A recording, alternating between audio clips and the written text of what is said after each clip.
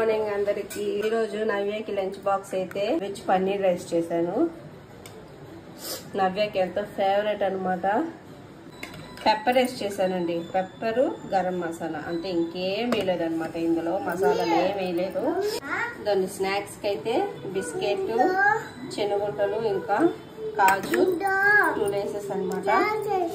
Sauce వేసాను నేను. అదండి సాస్, కెచప్. సాస్ లేకపోతే మన అవి అయితే అస్సలు తినలేదు ఫ్రైడ్ రైస్ లతో.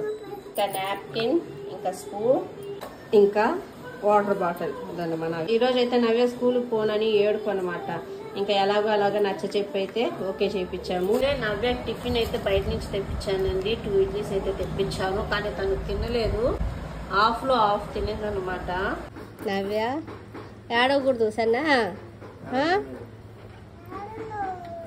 ఏడవాక. ఈరోజు అసలే ఏడ్చావు. పెన్సిల్స్ అంతా జాగ్రత్త, ఓకే.